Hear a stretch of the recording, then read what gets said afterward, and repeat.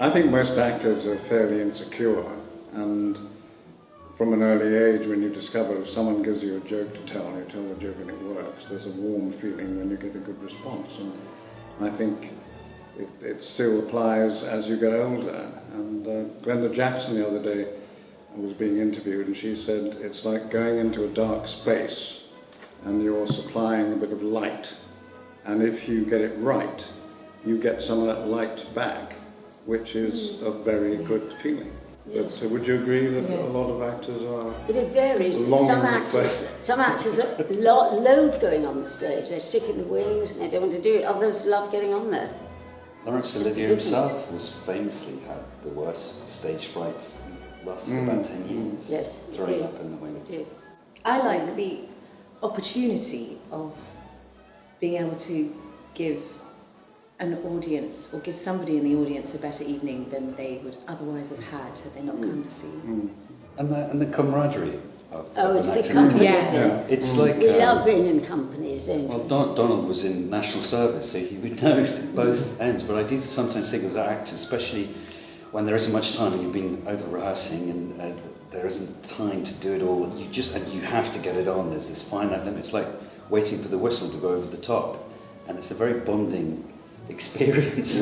You all have to go through it together, and that it's unlike any other experience you can know. And yes, when you're not doing it, you miss it. When you're doing it, you complain about it.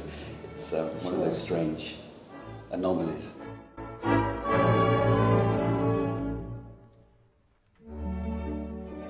I think they might have a discussion about which play they prefer. They're all quite different, 6 different authors.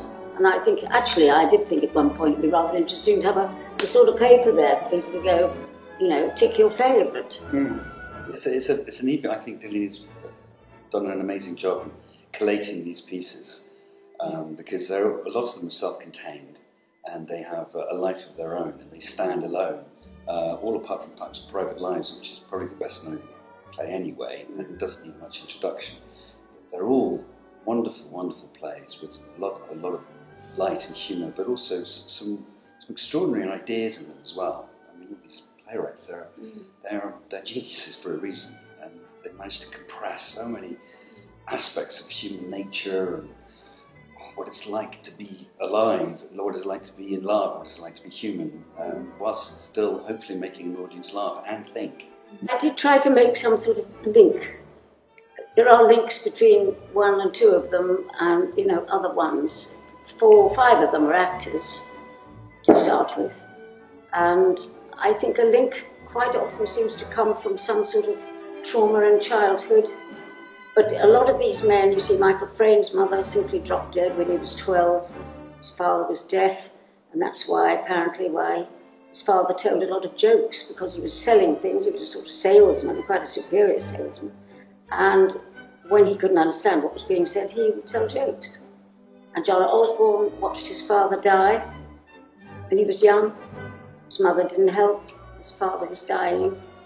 Alan Ayckbourn's parents divorced when he was about 2. So, Pinter, I think, came from a happy family, a kind of Jewish East End family. But then he was sent away, evacuated in the war, and was lonely. So there's a kind of thread through all this, don't you think, these people.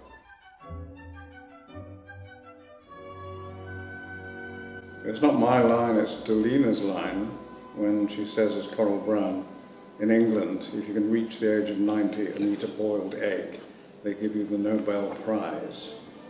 I don't know, I love a lot of the Noel Coward things. And I love the Ayckbourn. Yes. Well, his famous Coward lines, China very big and Japan very small, but Nana sort of deliberate. And the economy. Yes, there's a line that Burgess has, which is, God, I hope I can remember it, because we've got the first thing, but it's you see, I can say I love London, I can say I love England, but I can't say I love my country, because I don't know what that means. And I still haven't quite got to the bottom of that sentence, but it's rich with sorts of ideas.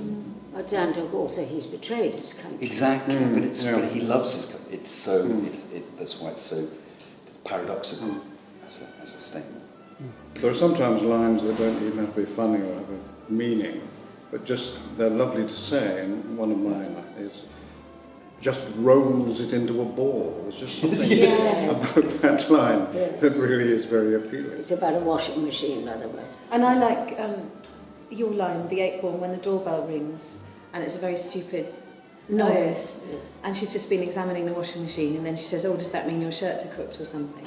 Yes. And yeah, There's a lot of dialogue about a washing machine. It's One thrilling. of our plays. yeah. Domestic appliances are thrilling.